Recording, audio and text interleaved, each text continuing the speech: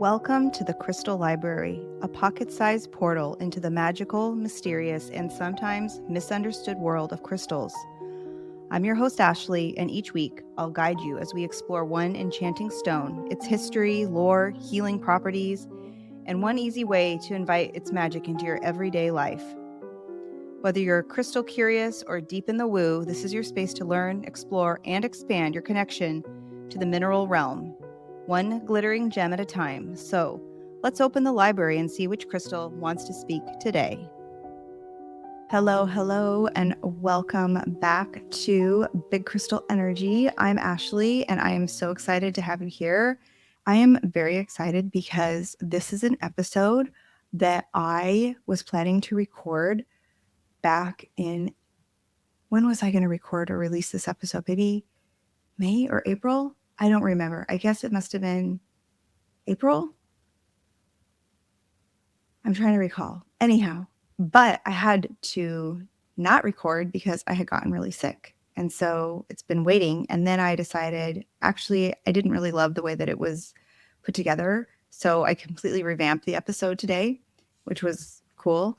And so now we're coming with a whole new revitalized episode on one of the most amazingly beautiful stones I think is out there, opal.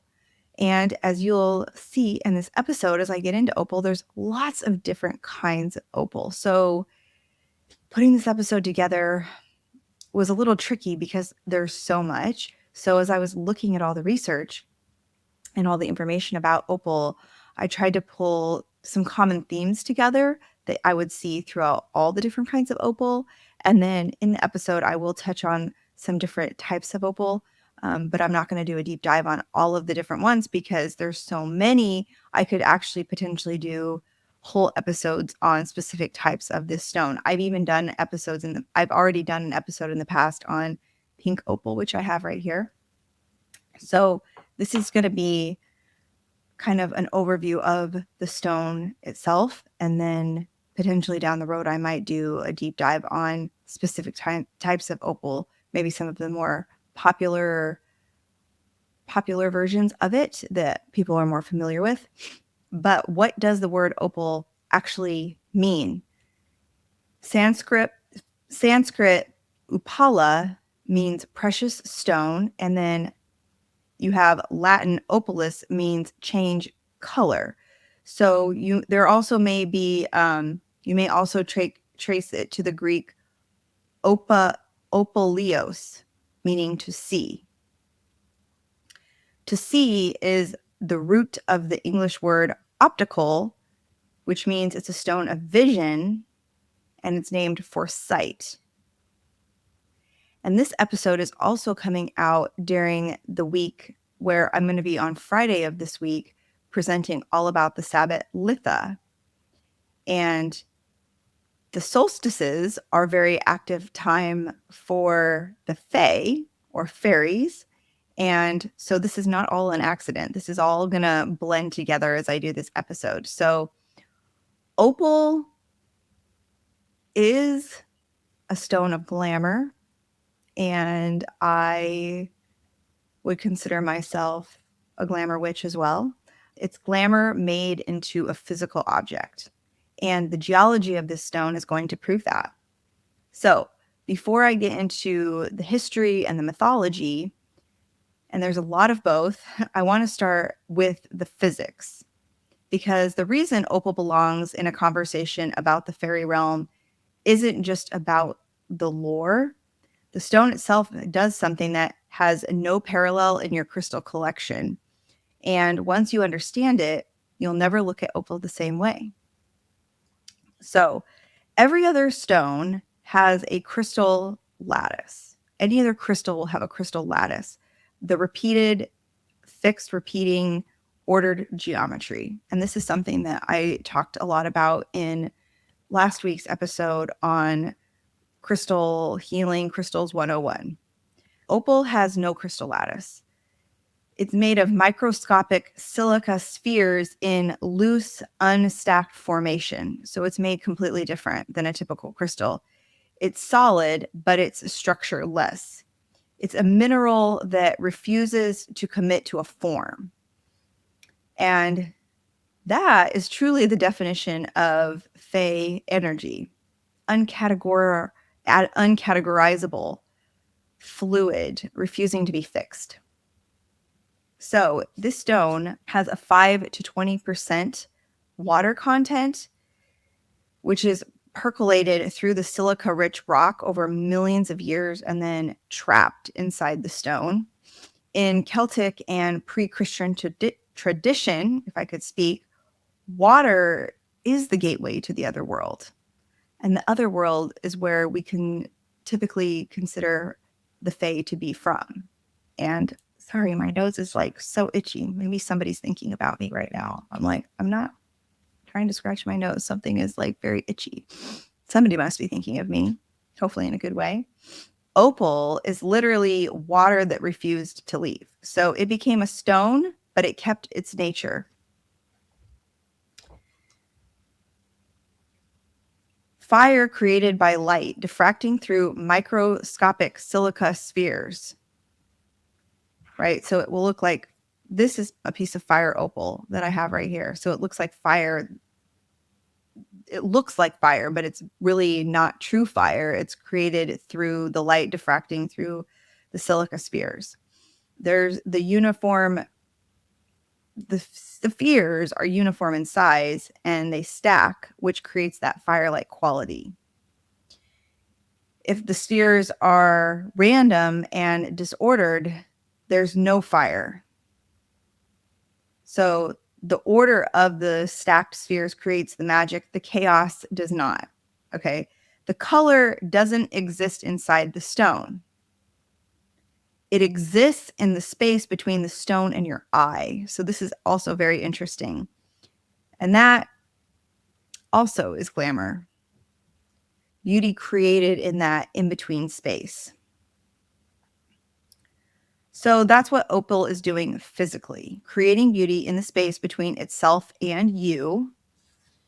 No other stone does that. And when you bring that into the mythology, across every culture that has ever encountered this stone, what you find is that they all somehow knew. And we see this with lots of different stones that I've talked about.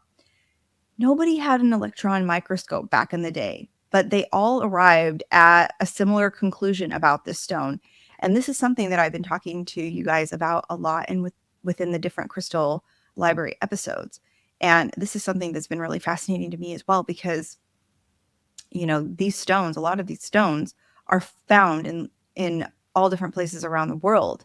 And the lessons and the energy that was learned from these stones was similar, despite these cultures not having a connection to each other. But the messages and the downloads and the things that they were learning from these stones was the same. How old is this stone? It's around 4,000 BCE. So the earliest recorded human use of this stone was 4,000 BCE. It was found by archaeologist Louis Leakey in Kenya.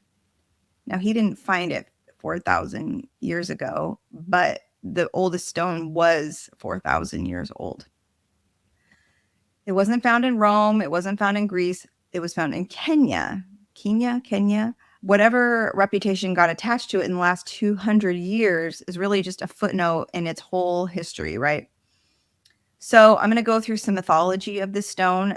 There's lots of different mythology. So the first one I'm going to talk about is the storm god, the jealousy of beauty. The ancients believed the storm god was jealous of the rainbow's beauty as it fell to earth. He broke it, and the pieces became opal. Opal as the remnant of something too beautiful to be allowed to exist freely.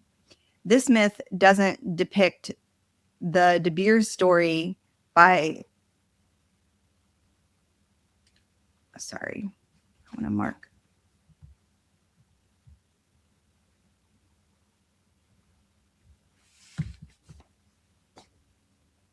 Cut this part.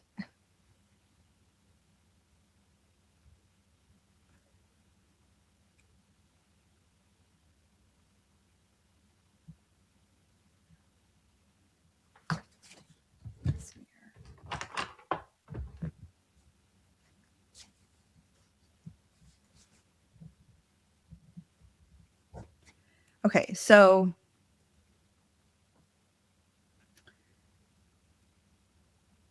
we also have, so the opal is the remnant of something too beautiful to be allowed to exist freely.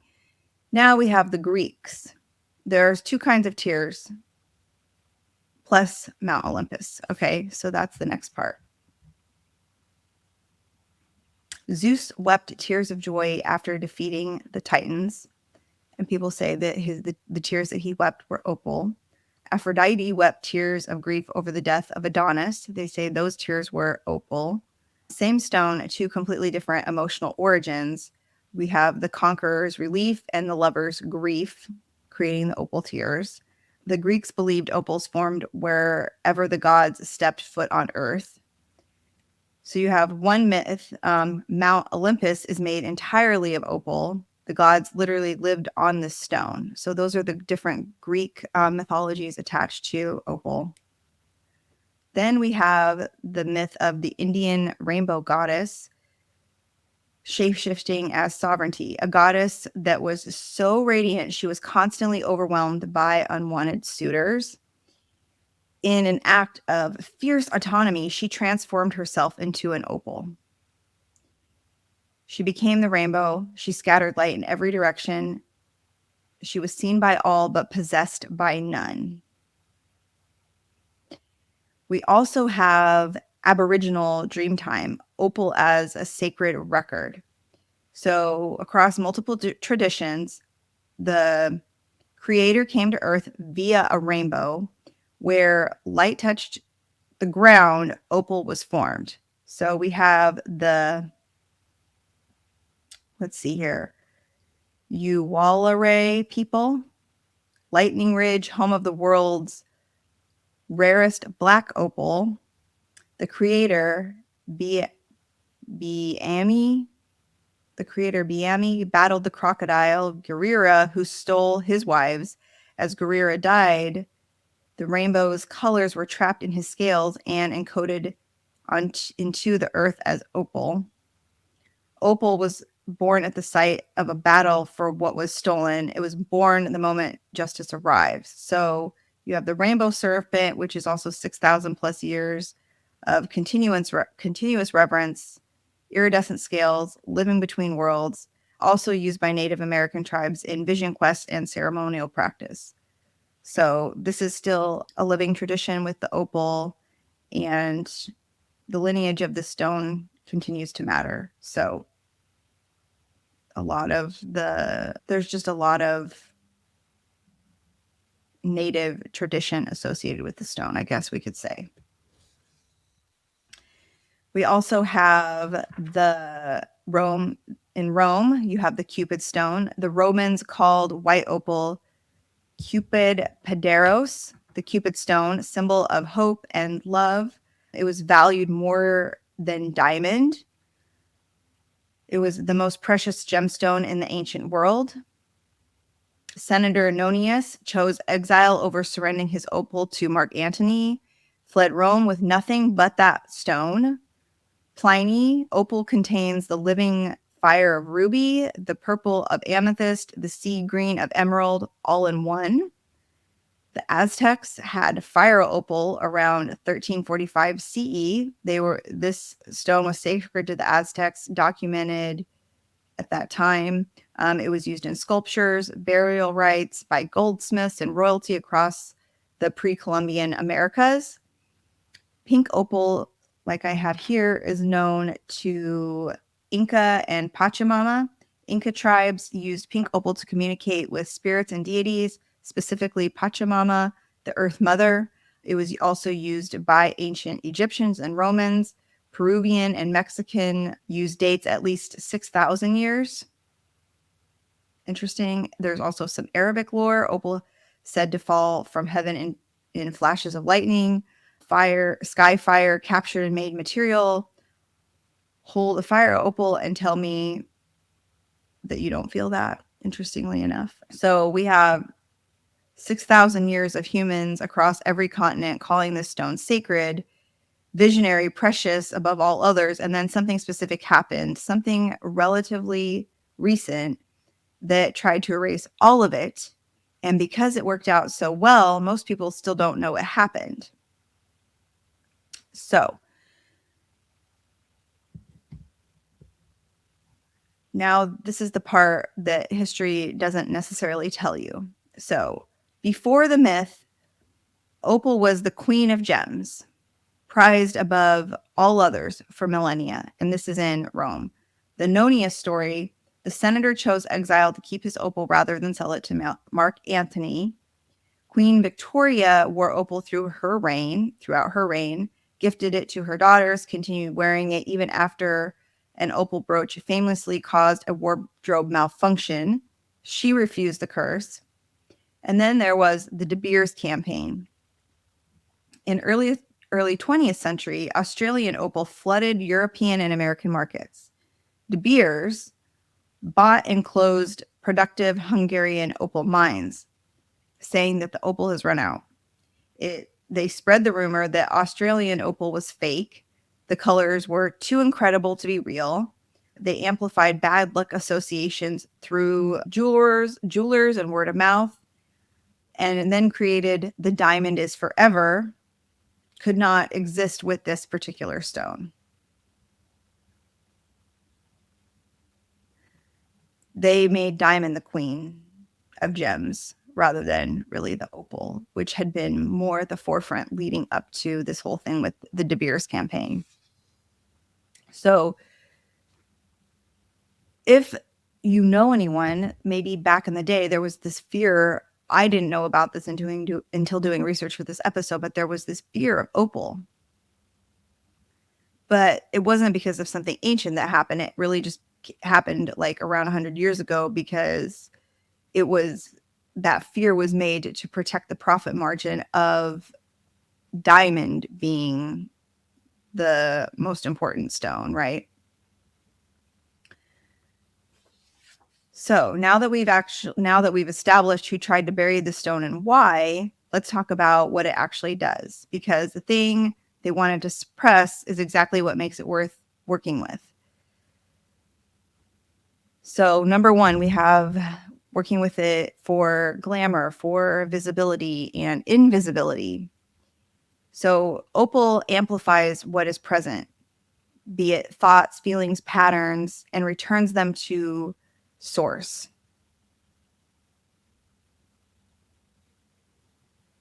In medieval times, we have Patronus Forum, is the patron of thieves. It's a stone of invisibility.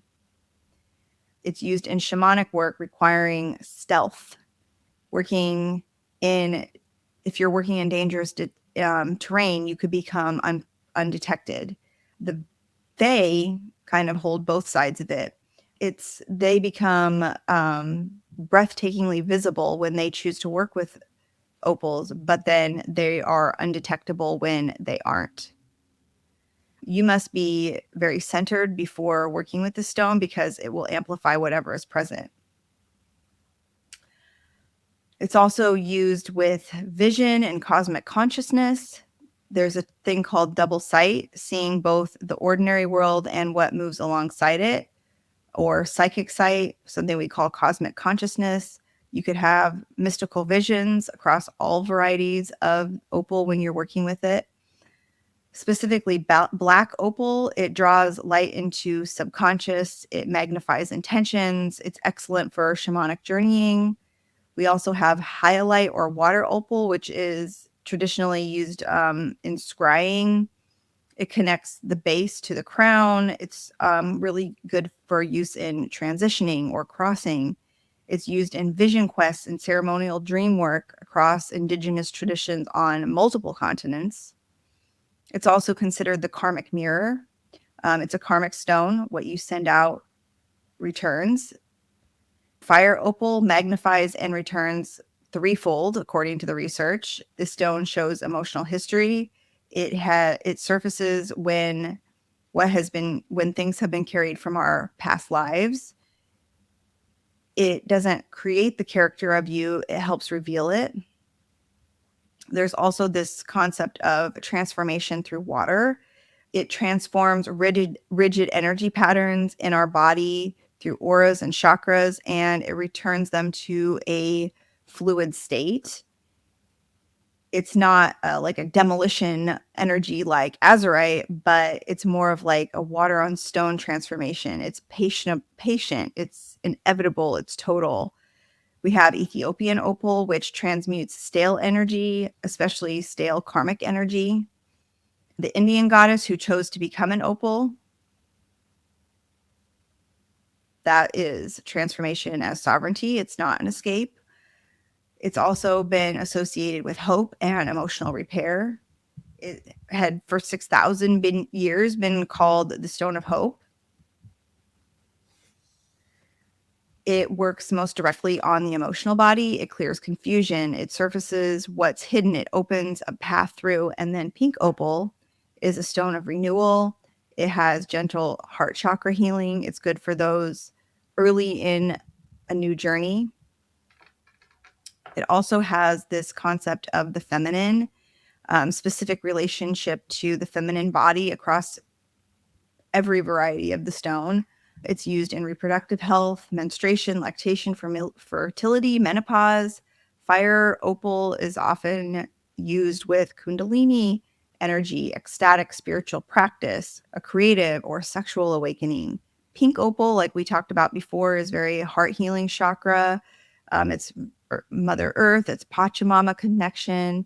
And overall, it's a water stone, which has that feminine energy, which has always been associated with water. So everything I just walked you through with all of those different themes and concepts, the amplification, the vision, the karmic mirror, the transformation, those themes run through the entire opal family. But each variety has its own particular emphasis. And I want to give you a quick map of the landscape because opal is not one stone. And as I mentioned earlier, each of these types of opal could potentially be its own episode. So we have black opal. It's the rarest and most valuable. It's from Lightning Ridge, Australia. It's grounding, it's visionary, it's used with shamanic journeying, manifestation, and it's the most potent for intentional magic. We have fire opal, which I have right here. It doesn't show up very well. It's kind of an orange red. It's found in Mexico. It's associated with the sacral chakra, kundalini energy, creative awakening, personal power. It's been used for Aztec ceremonial use since 1345 CE. Then you have just your white common opal. It's the most plentiful. It's nurturing, it's soothing. It helps with emotional awareness and release. It's excellent for transitions and change. Pink opal is the hope stone, the heart chakra, renewal, emotional healing, that Inca Pachamama tradition. It's an excellent opal to use for a beginner. We have blue opal, which is from the Andes. It's for communication, speaking suppressed truths, healthy detachment, bypassing ego, state of surrender. Then we have Ethiopian or Wello opal. It's used for karmic healing, joy. It transmutes stale energy, especially karma, accelerates psychic development. Then we have Boulder opal, which is from Queensland, Australia. It's an ironstone host, root and crown activation, illumination, earth to stars connection. Then there's green opal, which is for emotional recovery, immune support, giving meaning to everyday life, spiritual perspective. Then there's the highlight water opal, which is great for scrying, transition, connection to spiritual realms. Teaches body is the temporary vehicle for the soul. And then finally, we have Cachalong opal, which is white opal plus chalcedony, which is a love talisman. It reunites separated lovers. It's support during pregnancy and birth. Okay, now with all of that information, because there is a lot of it with opal, you have the history now, you know some of the mythology, the metaphysics, and the map of the family of all the different types of opal. Now let's use it, right? Because knowing about a stone and working with a stone are totally different. I don't want these episodes to be just where you are learning about these stones. I want you to potentially get one of these stones and work with it in some way. So here I have what we call an opal scrying practice. So you need any piece of opal that you might have, a dark surface, and a candlelight or just some natural light and a journal nearby. First, you'll want to ground yourself. This is absolutely essential, especially with an amplifying stone like opal. You'll want to hold it at eye level, and you'll want to soften your gaze and look into the relationship that you have with the stone. Don't just look at the stone. Just kind of relax your eyes, soften your eyes, and with the flicker of the candlelight or something like that, just look into the opal and see what you're starting to see. As the colors shift, let your mind follow without chasing it. Work through feeling and impression more than the visual imagery. What are you feeling? What are you experiencing? What downloads are you having? Think about, what emotion am I amplifying without fully owning it? What needs to be seen? If you're feeling scattered while you're trying to do this meditation, put it down, ground with maybe some black tourmaline or some smoky quartz, and return to the meditation when you're ready. Whenever you feel like it's time, you will close intentionally and then write immediately. Just write down everything that you were experiencing, all the messages that were coming through. And just be prepared that this stone is going to help amplify whatever it was that you were working through. Now, opal has been called the Queen of the Gems for 6,000 years. Then it was buried by the boardroom at De Beers. The bad luck story about this stone is someone else's narrative living in your perception. Every ancient tradition touched this stone and knew it was sacred. It was a visionary stone. It was very hopeful and powerful. So, where else in your life have you inherited a bad luck story that was actually designed to keep you away from something that was powerful? Sit with that. Maybe meditate on that. Opal is waiting. The old magic of this stone is very patient. So until next time, you guys, go get some beautiful opal, do a little scrying meditation, see what downloads come through for you, because this is a very powerful stone. It's a stone that I don't think it's as much talking about. Maybe that's because there's so many different types of opal and it can feel very overwhelming. But you don't have to run out and find the most expensive piece to work with. You could just even use a small piece. Like I have this very small little piece of opal right here, which I just absolutely love. It almost looks like you can see the water in it. But do a little journaling, seeing what comes up for you, and please share it with me. Until next time, you guys, this is the Crystal Library. Bye! Thank you for visiting the Crystal Library. I hope today's stone offered just the magic you needed. If you loved this episode, share it with your favorite mystic and tag me on Instagram at mystical.mama.ash or at Big Crystal Energy Podcast. And if you're feeling generous, leave a 5-star rating and review. It helps this magic reach more curious souls. Until next time, keep your crystals close and your intuition closer.